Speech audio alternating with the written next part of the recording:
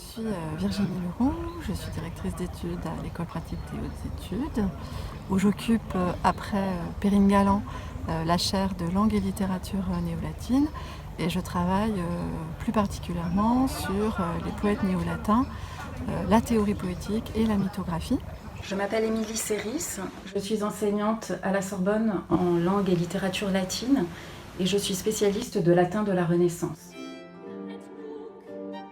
Nous avons conçu ce livre comme un instrument de travail, comme l'instrument de travail qui nous a manqué pendant que nous préparions nos thèses, puisque nous avons toutes les deux travaillé sur des poètes néolatins, Émilie Séris sur Ange Policien, moi sur Marc-Antoine Muret, et nous avons voulu éclairer les créations poétiques de nos auteurs par les théories contemporaines et pas seulement par des outils critiques modernes. Donc ce livre s'adresse à la fois aux étudiants et aux chercheurs qui veulent s'initier à un domaine encore en friche et souvent méconnu. Donc il peut intéresser des spécialistes de littérature, des spécialistes de l'humanisme, plus généralement des spécialistes de théorie poétique ou de théorie de l'art, et même des amateurs de poésie qui veulent des approfondissements sur la théorie poétique humaniste. L'ouvrage se compose de 5 parties. La première est consacrée à la légitimation de la fiction poétique, en particulier les fables païennes, dans un contexte qui est un contexte chrétien.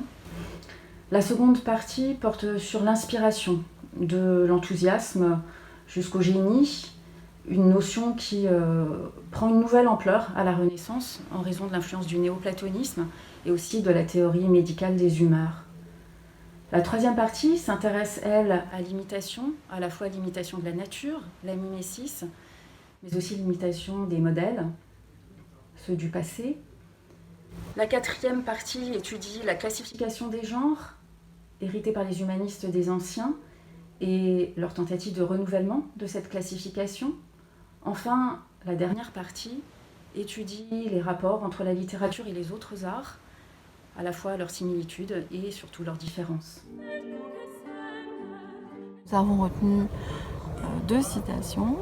Donc la première est empruntée à Erasme, qui, au début de son plan des études, explique qu'il veut fournir aux jeunes gens un fil de Thésée, donc nous dirions plutôt un fil d'Ariane, qui leur servira de guide au sein du labyrinthe des auteurs. Donc c'est ce que nous avons voulu faire dans notre ouvrage.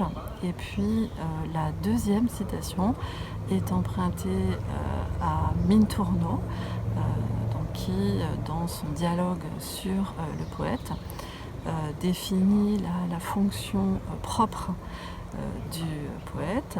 Donc il commence par énumérer les fonctions de l'orateur d'après Cicéron, donc enseigner, charmer et émouvoir, et il ajoute la fonction propre du poète qui est admirationem facere, donc susciter l'admiration, qui nous a semblé une très belle définition de la poésie.